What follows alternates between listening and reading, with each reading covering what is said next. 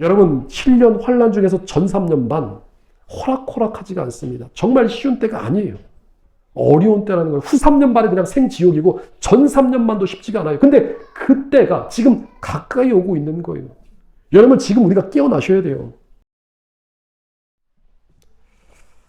할렐루야. 하나님의 은혜와 평강이 함께 하시기를 예수님의 이름으로 축복드립니다. 오늘 말씀 제목은 요한계시록 11장 두 증인의 사역. 이 요한계시록의 말씀은 마지막 때 일어날 일들을 보여주고 있죠. 요한계시록의 말씀을 통해서 천국은 어떤 것인가, 하나님의 세계가 어떤 것인가 보여주고 있어요. 그래서 말씀을 알면은 요한계시록은 너무나 쉽고 재미있는 말씀이에요. 사랑하는 성도 여러분, 요한계시록의 말씀이 어려우세요? 아마 계시록의 말씀을 어렵다고 느끼신다면 아마 내가 갖고 있는 고정관념, 편견, 선입견을 갖고 있기 때문에 말씀을 내가 해석하려고 하기 때문에 어려운 거예요. 성경 말씀은 주님의 말씀에 어린아이처럼 보라. 성령님의 인도하심을 따라 정말 어린아이 마음으로 말씀을 문자 그대로 보시는 게 좋아요. 누가복음 18장 17절에 이런 말씀이 있어요. 누구든지 하나님의 나라를 어린아이같이 받아들이지 않는 자는 결단코 거기 들어가지 못하리라. 그러니까 하나님의 말씀을 어린아이처럼 순수하게 받아들이는 믿음이 필요해요.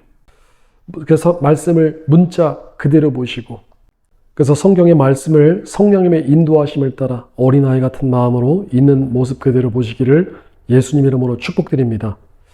오늘 말씀은 요한계시록 11장에 크게 두 가지 이야기가 나오는데, 요한계시록 11장 1이 두 개가 있죠.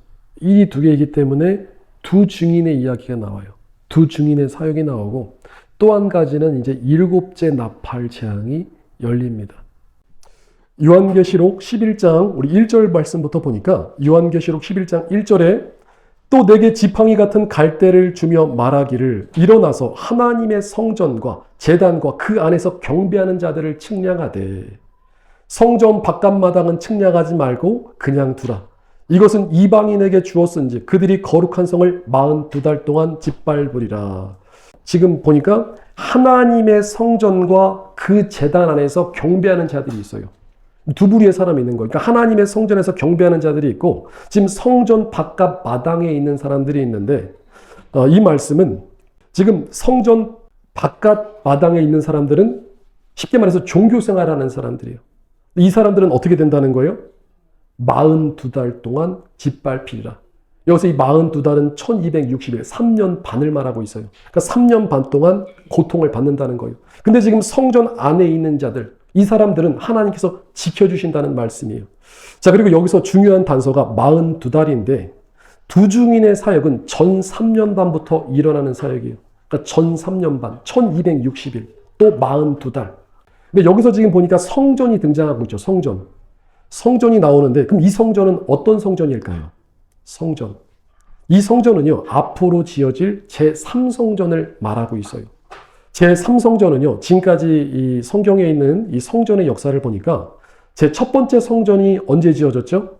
솔로몬 시대. 솔로몬이 정말 찬란한 성전을 지었죠. 솔로몬 성전. 그다음 두 번째 성전이 이제 스룹바벨 성전. 스룹바벨 성전이 이제 좀 더 리모델링한 게 이제 헤롯 성전이라고 하죠. 예수님 때 헤롯 성전. 그러니까 두 번째 성전까지 있었고 이제 앞으로 지어질 성전이 제3성전. 그럼 제3성전이 왜 지어져야 되느냐? 유대인들이 이 제3성전을 지으려고 하는데 유대인들은 제3성전을 져서 과거의 그 하나님의 임재하심과 그 성전의 영광을 다시 한번 회복하기를 원하는 거예요. 그러니까 구약 시대의 그 토라의 계명을 성전을 지음을 통해서 완전히 이루기를 원한다는 거예요. 근데 그 제3성전은 나중에 누구에게 쓰여질까요? 성경에 보니까 제3성전은 데살로니가 후서 2장 4절 말씀 보니까 적그리스도에게 나중에 제3성전이 쓰여지게 됩니다. 그러니까 제3성전이 지어지면은 나중에 적그리스도가 그 자리에 앉아가지고 자기가 하나님이라고 외쳐요. 그놈이 바로 적그리스도. 자, 그래서 제3성전이 언제 지어지냐면 우리가 그 7년 환란이 시작하는 때 언제 시작한다고 그랬죠? 그 첫 번째 인이 띄어질 때 흰말 탄자가 등장하죠. 계시록 6장에 흰말 탄자가 등장하는데 그때 이제 적그리스도가 등장해서 7년 평화조약을 맺어요. 그때부터 시작해서 이제 7년 환란이 시작되는데 그 시점에서 이제 제3성전이 지어집니다. 지금 제3성전이 지어질 준비가 거의 다 마쳐졌어요. 지금 유대인들의 준비가 다 끝났어요. 정결 예식을 위한 붉은 송아지가 준비됐고, 성전의 설계도가 다 준비됐고, 또 제사장의 계보를 이제 또 복원해서 제사장들을 찾았고, 또 성전 안에 쓰일 그 도구들을 다 제작했어요. 문제는 이제 성전을 지어야 되는데 그 자리에 지금 이슬람 사원이 자리 잡고 있어요. 그러니까 성전이 지어지는 것은 시간 문제인데 지금 땅이 없어가지고 못 짓고 있죠. 그럼 언제 지어지느냐? 이제 적그리스도가 등장해서 7년 평화조약을 맺게 되면은, 그러니까 평화조약이 체결되면은 무슬림들이 이제 땅을 내어줍니다. 그럼 그때 이제 제3성전이 지어지는 거예요. 그럼 그때부터 뭐가 시작되죠? 이제 환란의 역사가 시작된다는 거예요. 근데 저들이 맺은 평화조약은 일시적이고 잠시뿐이라서 나중엔 금방 아수라장이 되고 또 종교적인 분쟁이 일어나겠죠. 그래서 제3성전이 지어지면은 그때부터 적그리스도가 등장하고 이제 그 7년 환란이 시작된다. 자, 3절에 보니까 내가 나의 두 중인에게 권세를 주리니 그들이 굵은 베옷을 입고 1260일을 예언하리라. 여기서 보니까 42달 1260일은 이제 3년 반이라고 그랬어요. 그러니까 유대력에 의해도 3년 반. 자, 여기서 두 증인이 중요한 게 뭘 한다고 그랬죠? 어떤 걸 한다고요? 예언을 한대요, 예언. 1260일을 예언한다. 오늘날의 신학자들은 계시가 없다, 은사가 없다, 예언이 없다라고 하는데 잘못된 것이고, 하나님의 역사는요, 구약과 신약 지금도 동일하게 역사합니다. 히브리서 13장 8절에 예수 그리스도는 어제나 오늘이나 영원토록 동일하시느니라. 그러니까 두 증인이 등장해서 전 3년 반 기간, 그러니까 1260일이 전 3년 반 기간인데 그 시기에 예언하는 사역을 한다는 거예요. 4절 말씀 보니까 그들은 이 땅에 주 앞에 서 있는 두 감람나무와 촛대니, 지금 감람나무와 촛대니 하면서 그들을 설명하고 있는데 여기서 이 감람나무는 원어상 올리브나무를 말하고 있어요. 그러니까 두 감람나무는 쉽게 말해서 기름 부은 자 2명, 그러니까 하나님의 사명을 받은 자, 그러니까 하나님께 속한 자라는 거예요. 그 촛대라는 것은 여러분 촛대를 딱 키면 빛이 밝히죠. 그러니까 진리의 말씀, 예언의 말씀으로 세상을 밝게 비추는 두 사람. 자, 그러면 이 말씀이 또 스가랴서 4장 14절에도 연결되어 있는데, 스가랴서 4장 14절에는 기름 부은 자 2명이 나오는데 온 세상의 주 앞에 서 있는 자라 하더라. 그러니까 스가랴서 당시, 그러니까 옛날 구약 시대도요, 기름 부은 사람 2사람이 있는데 그 당시에 이제 그 기름 부음 받은 2사람이 대제사장 여호수아와 정치 지도자, 또 유다의 총독 스룹바벨을 말하고 있어요. 근데 여기서 증인이 한 사람이 아니고 2사람인 이유는 성경은 항상 증인을 2사람이라고 말하죠. 증인은 2사람 이상이 되어야 된다. 그러니까 2사람이 예언 사역을 시작하면서 전 3년만 기간에 하나님의 메시지가 선포되는 거예요. 그리고 당시에 스룹바벨과 여호수아가 있었고, 또 구약에는 모세와 엘리야가 있었고, 그리고 요한계시록에 이제 그 두 증인이 등장하는데, 여러분 그 두 증인이 누가 될까요? 2명의 증인. 성경에 안 나와 있죠. 자, 이런 것은 어떻게 하라고 그랬죠? 그냥 넘어가는 게 신상에 좋다고 그랬죠. 주님께서 알려주신 것만 알아라. 어떤 분들은 또 이상한 말도 하는데, 엘리야, 에녹이 이 땅에 내려와가지고 두 증인 사역을 하고 또 올라간대요. 성경에 전혀 없는 말씀들. 그러니까 이 성경에 없는 것은 우리가 잘못 풀려고 하다가 멸망에 이를 수 있어요. 자, 5절에 그들이 예언 사역을 하는데, 만일 누구든지 그들을 해하고자 하면 그들의 입에서 불이 나와서 그들의 원수를 삼켜 버릴 것이요, 누구든지 그들을 해하고자 하면 반드시 그와 같이 죽임을 당하리라. 야, 두 증인이 그냥 보통 예언 사역을 하는 게 아니고요, 이 사람들이 지금 권능이 활성화되는 거예요.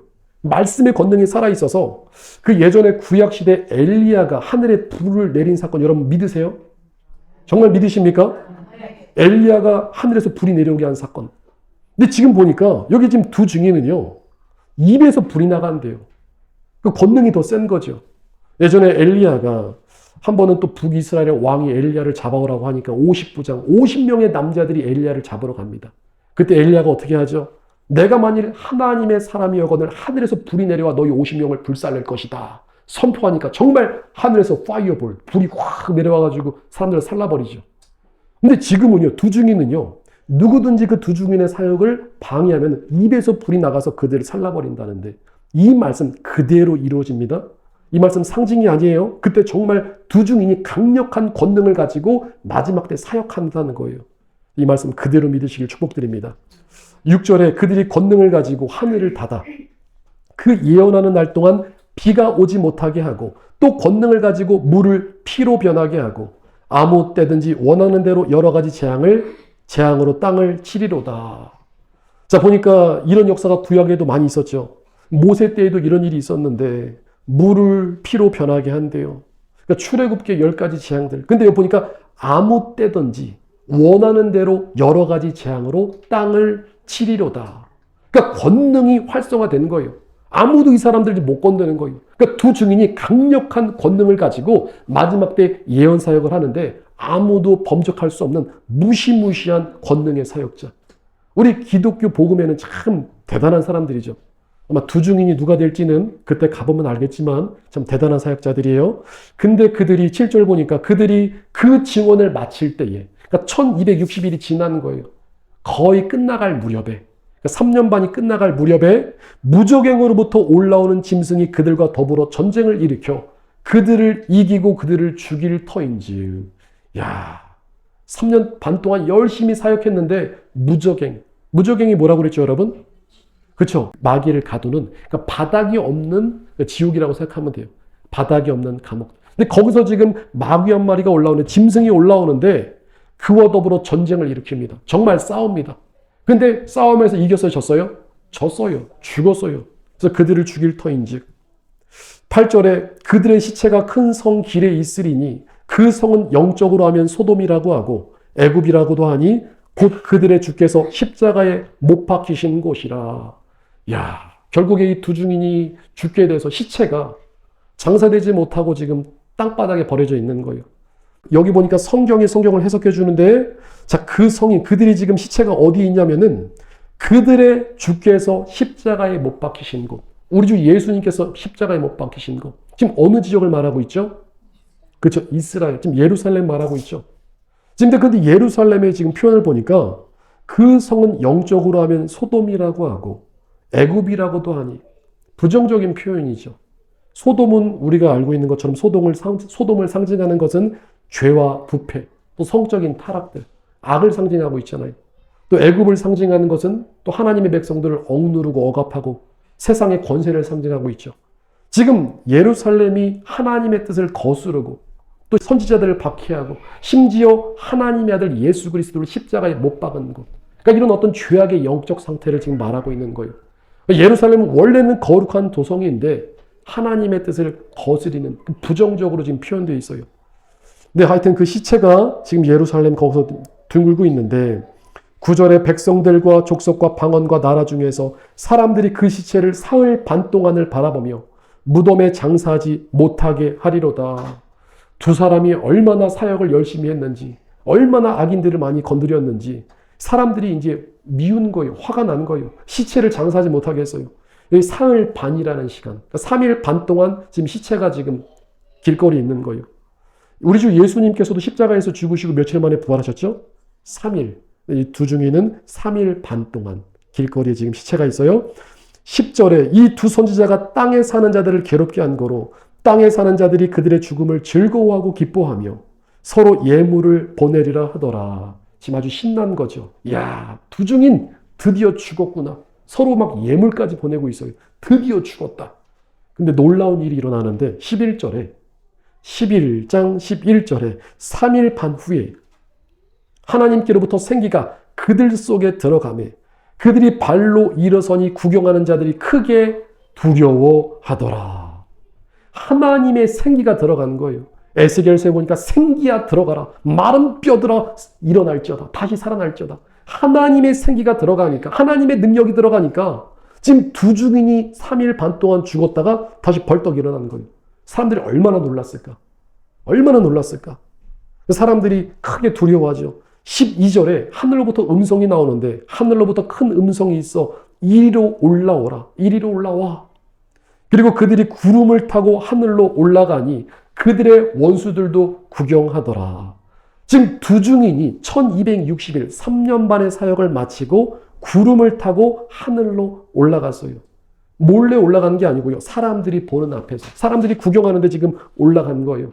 그리고 올라갈 때 어떤 역사가 일어났냐. 13절에 보니까 그때에 큰 지진이 나서 성 10분의 1이 무너지고 지진에 죽은 사람이 7천이라.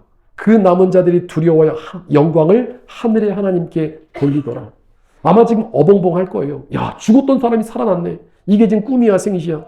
그리고 두 증인이 하늘로 올라갈 때 지진이 나서 성 10분의 1이 무너졌대요.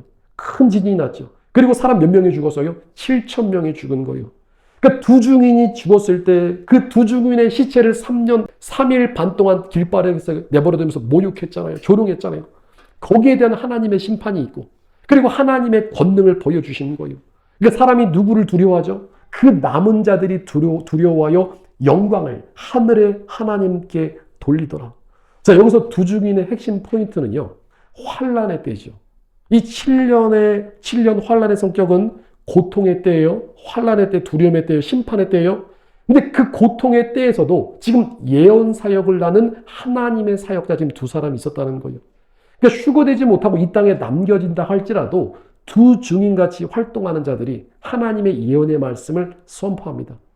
이 땅에 남겨졌다고 하더라도 아직 끝난 게 아니라는 거예요. 아직 패자부활전이 남아있고 하나님은 끝까지 포기하지 않고 두 증인을 통해서 하나님의 메시지, 예언의 말씀을 선포해 주신다는 거예요. 14절에 이제 다른 스토리가 진행되는데 둘째 화가 지나갔으나 보라 셋째 화가 속히 이르는도다. 자, 지금 둘째 화가 지나가서 여러분들 그 둘째 화가 뭔지 혹시 기억하세요?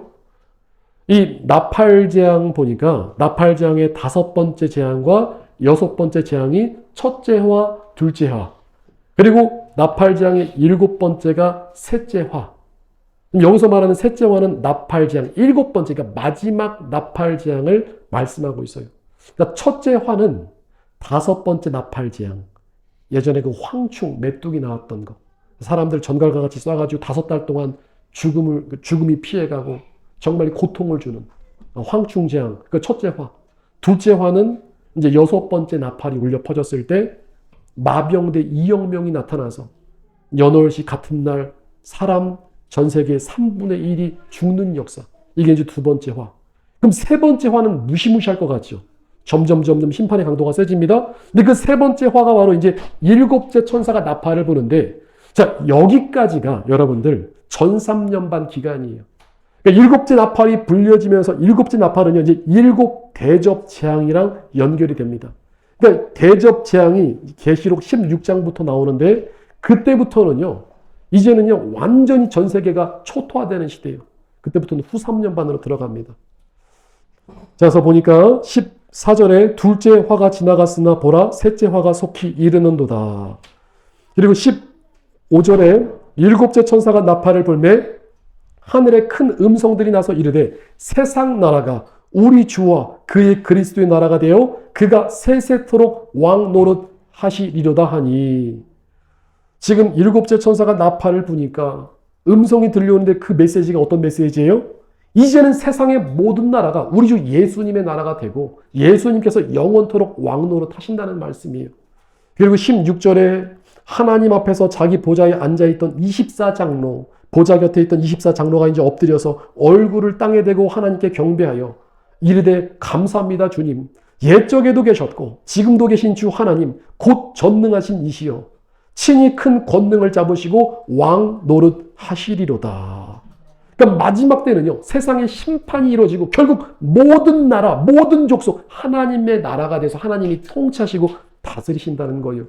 그리고 18절에 이방들이 분노하매 주의 진노가 내려 죽은 자를 심판하시며 종 선지자들과 성도들과 또 작은 자든지 큰 자든지 주의 이름을 경외하는 자들에게 상 주시며 또 땅을 망하게 하는 자들을 멸망시키실 때로소이다 하더라. 자, 이 말씀이 결국에 하나님께 칭찬받는 자가 있고 멸망받는 자가 있다는 말씀이에요. 그러니까 결국 세상의 끝에는 하나님의 심판이 있다는 말씀이에요. 그래서 오늘 이 말씀이 우리를 깨우고 있는데 결국 우리의 인생이 천국이 되느냐 지옥이 되느냐, 영원한 행복과 즐거움이 되느냐 아니면 영원한 심판을 받느냐. 그러니까 마지막 때 정말 세상의 끝이 있다는 거예요.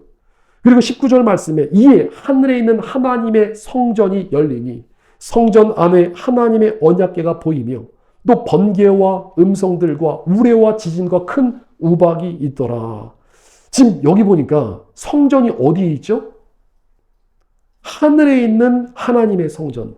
19절 말씀 보니까.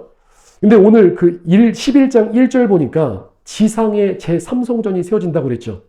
지상에 제3성전이 세워지는데 지금 요한이 본 19절에 보니까 하늘에 있는 하나님의 성전. 자, 여기는 하늘에 있는 하나님의 성전인데 영안이 열려가지고 하나님의 성전을 본 거예요. 근데 이 말씀은요, 본격적으로 하나님의 언약의 말씀이 성취된다는 거예요. 그러니까 하나님의 성전이 열리고 이제 하나님의 뜻을 숨기지 않고 그 뜻을 그대로 드러내신다는 거예요. 하나님의 살아계심, 하나님의 두려우심, 하나님의 크고 놀라우심을 열방 가운데 알리신다는 거예요. 그러니까 주님께서 예비하신 것이 번개와 음성과 우레와 지진과 큰 우박이 있더라. 이것은요, 이제 앞으로 무시무시한 심판, 그 재앙을 주님께서 준비하셨다는 거예요. 자, 그래서 일곱째 천사가 나팔을 부니까 세상은 결국 심판을 받고 우리 주 예수님께서 세세토록 왕노릇하십니다. 이 메시지가 선포되면서 그리고 지금 하늘의 성전이 열리고 언약궤가 보이고 거기 지금 수많은 이 심판과 재앙의 말씀 보여주면서 이 말씀이 이제 계시록 16장에 이제 대접 재앙으로 넘어가는 거예요. 여러분 그 대접 재앙, 그러니까 요한계시록에 나오는 이 재앙이 777의 재앙이라고 그랬죠. 첫 번째 일곱째 일곱째 나팔, 일곱째 대접. 대접은요, 정말 말 그대로 재앙이 쏟아 부어지는 거예요. 완전히 쏟아 부어지는 거예요. 무시무시한 재앙이에요. 자, 그래서 우리가 요한계시록의 시간표 구조에 대해서 자, 간단하게 한번 정리해 드립니다. 아주 중요한 부분인데 이 말씀 여러분들 잘 알고 계시면은 계시록의 말씀 정말 쉽게 이해하실 수 있어요. 자, 지금 보시면 어렵지가 않습니다. 일곱째 일곱째 나팔, 일곱째 대접 재앙, 777 이런 순으로 하나님의 심판이 진행되죠. 그럼 일곱째 인은 요한계시록 몇 장에 등장한다고 그랬죠? 계시록 6장에 나오죠. 6장에 일곱째 인이 나왔어요. 그러면 나팔 재앙은 몇 장에 나오죠? 나팔이니까 8장. 그리고 8장과 9장에 나옵니다. 그리고 대접 재앙은 이제 16장에 나와요. 그럼 지금 시나리오가 요한계시록은 원칙상 이 시간 순대로 딱 진행되고 있다가 지금 요한계시록 10장에서 요한이 작은 두루마리를 먹었죠. 입에는 꿀 같으나 배에는 쓸 것이다. 이제 재앙의 어떤 예언을 한다고 그랬죠. 그 작은 별책부로 같은 예언의 말씀이 지금 11장, 12장, 13장, 14장, 15장에서 쭉 연결되는 거예요. 자, 그 말씀이 무슨 말씀이냐면은 지금 요한계시록이 시간 순대로 딱 진행되고 있다가 요한계시록 10장부터 15장까지는 평행. 그러니까 뭐냐면 전 3년 반에 일어날 메시지. 그 메시지가 이제 10장부터 15장까지 말씀이라는 거예요. 그러니까 스토리가 지금까지 보니까 일곱째 인 지나고 일곱째 나팔, 시간 순대로 진행됐잖아요. 요것이 이제 요한계시록 7년 전 3년 반에 일어날 일들인데 그 전 3년 반에 공통적으로 그 시기에 일어날 일들이 오늘 두 증인 활동한 거. 11장에서.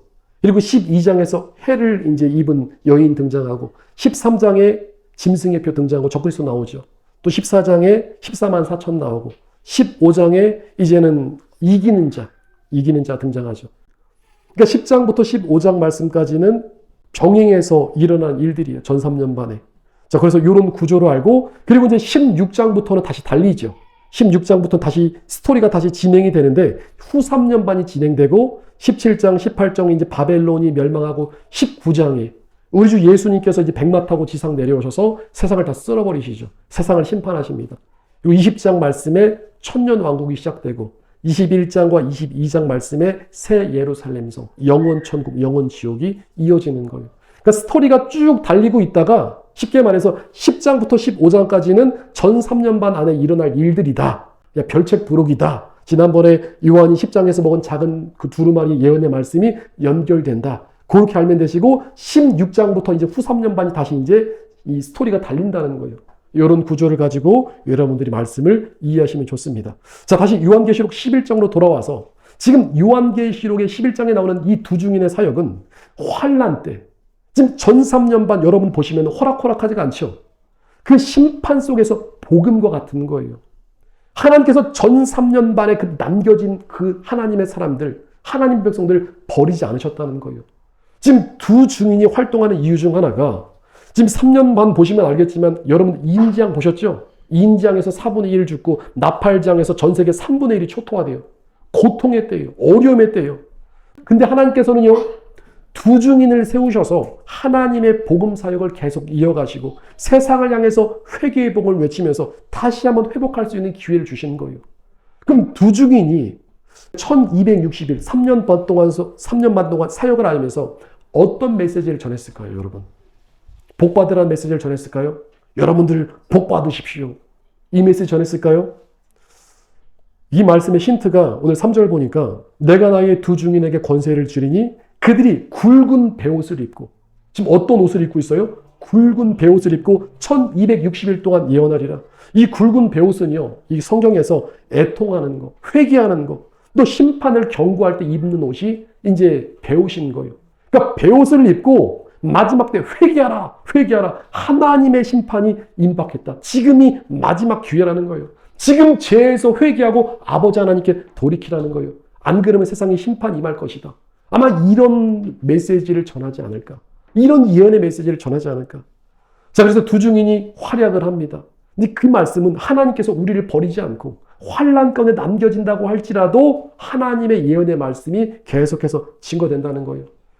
그러나 우리는 이 두 증인의 메시지를 듣기 전에 뭐 두 증인을 볼 수도 있겠지만 미리미리 준비해서 올라가셔야 될 줄 믿습니다. 여러분 7년 환난 중에서 전 3년 반 호락호락하지가 않습니다. 정말 쉬운 때가 아니에요. 어려운 때라는 거예요. 후 3년 반은 그냥 생지옥이고 전 3년 반도 쉽지가 않아요. 근데 그때가 지금 가까이 오고 있는 거예요. 여러분 지금 우리가 깨어나셔야 돼요.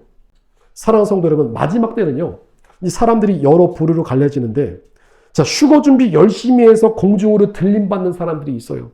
최고의 영광, 최고의 축복이죠. 근데 휴거로 들림받는 사람들 아마 많지는 않을 거예요.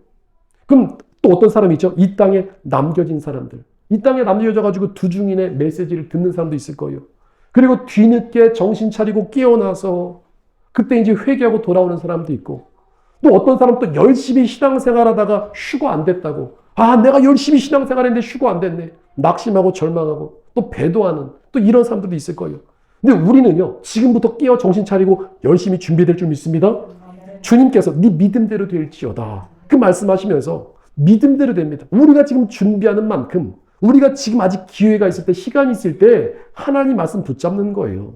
주님은 우리에게 어려운 걸 요구하시는 게 아니에요. 그냥 복음을 살고 믿음을 살고 하나님의 말씀대로만 하면은 누구든지 다 들림받아서 올라갈 수 있는 거예요. 우리한테 어려운 것을 요구하시는 게 아니에요. 오늘날의 교회들이 너무나 약해져서 아마 이 3년 반 기간에 들어가면은 그때 뭐 짐승의 표도 막 시행되고 세상에 환난과 박해 어려움이 있잖아요. 그럼 세상 금방 타협하겠죠. 세상과 금방 타협해버려요. 그 안에서 아마 구원을 이뤄가는 사람들 많지 않을 것 같아요. 근데 하나님께서는요, 마지막까지 포기하지 않으시고 두 증인을 통해서 영혼들을 깨우십니다. 패자 부활전, 다시 회개하라, 다시 돌이키라. 그러나 우리는 이 두 증인의 메시지를 지금 깨어있는 하나님의 종들과 하나님의 교회를 통해서 듣고 있는 거예요. 두 증인의 메시지가 뭐예요? 회개하라, 돌이키라. 우리는 지금 그 메시지를 듣고 있어요. 여러분들이 이 음성을 들을 때 마음을 강팍하게 하지 말고 마음을 열고 하나님께 완전히 엎드리시라는 거예요.